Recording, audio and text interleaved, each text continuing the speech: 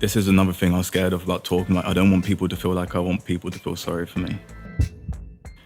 They was calling me a party boy and all this before. And then I was sent to Africa to learn discipline. It's always been me against myself in everything, every day. Even something like losing a game, it can affect you mentally. And you have to be ready, you have to be smiling the next day. And when you're not, it's a problem, so. When did you start to get these feelings? How long ago was it? Obviously, you've been in rehab and, only a few weeks ago. But when did it start to feel? Because obviously, I'm thinking going back to 2015, 16, and then watching you in the World Cup in 18, one of the greatest young English talents that I've seen in a long time. What was the point where you started to feel that it wasn't right?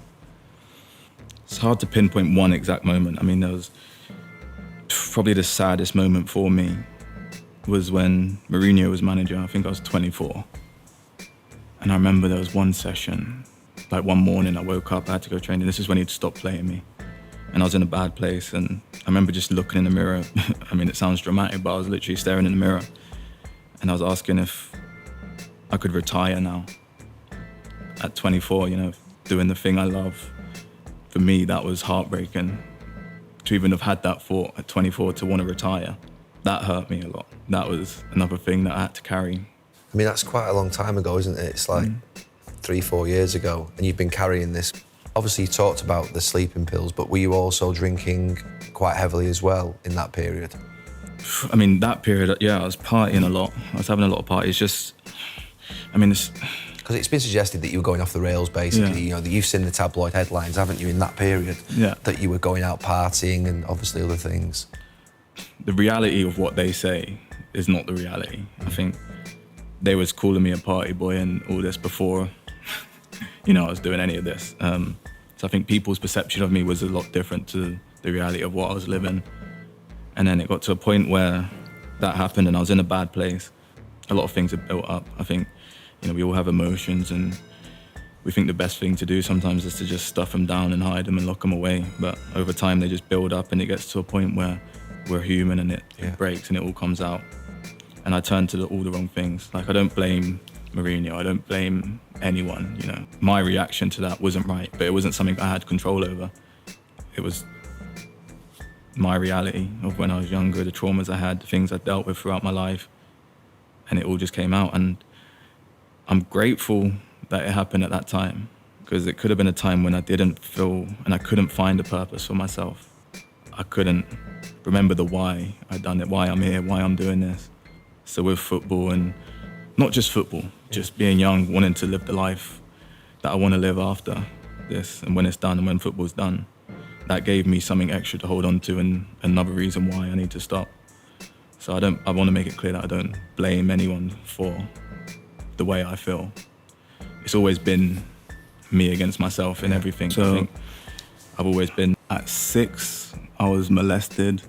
I've always been my own hero and my own biggest enemy. So it's getting to a time when I need to be more vulnerable, let people understand me. Because a lot of problems have come from me not opening up, not allowing people to come in. But that was how I felt safe. I think if you knew about my life, you would understand that a little bit more.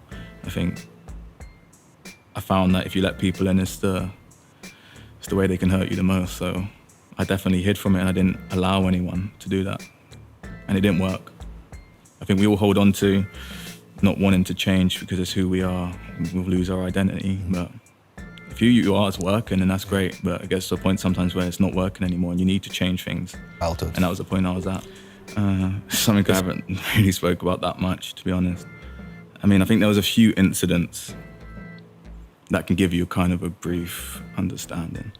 So at 6, I was molested by my mum's friend who was at the house a lot. So my mum was an alcoholic. And then...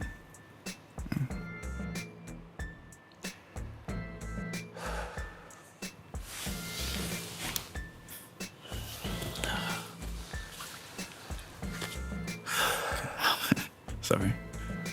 You don't be sorry. Yeah, so that happened at 6. And then I was sent to Africa to learn discipline. And then I was sent back. 7, I started smoking. 8, I started dealing drugs, Selling drugs. selling drugs, yeah. An older person told me that they wouldn't stop a kid on a bike, so I'd ride around with my football, and then underneath I'd have the drugs, and yeah. And so that was 8. 11, I was hung off a bridge. By who? A guy from the next estate, a man. And then, yeah, 12, I was adopted, so. And from then, it was like, I was adopted by an amazing family, like I said. I couldn't have asked for better people to do what they'd done for me. If God created people, it was them. You know, they were amazing, and they've helped me a lot. And that was another thing, you know. When I started living with them, it was hard for me to really open up to them because it was easy. I felt within myself, you know, it was easy for them to get rid of me again. So yeah, I tried to be the best kid I could be for them. I stayed with them from 12 and then started playing first team professionally at 16, and then it all sort of took off from there. So yeah, that's a kind of a... So you've had really only 3 or 4 years in your life of probably stability, that probably period between 12 and 15, 16 before it sort of went like that again. Yeah, I'd say so. I mean, this is another thing I was scared of about talking about. I don't want people to feel like I want people to feel sorry for me, because that's something I don't find easy to accept just within myself. So Dele, people won't think that with what you've just told us. Yeah. You know, I think the fact that you're opening up and the fact that you're now speaking about it, I think people will recognise that this has been something that's been stored inside you. Tottenham Hotspur's legendary footballer Dele Alli has come out and spoken about trauma, childhood abuse, and more. He has talked about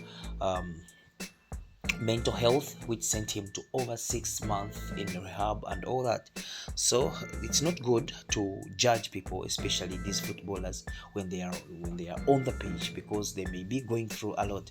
And this should teach us that we are not supposed to judge again footballers according to their performances on the pitch.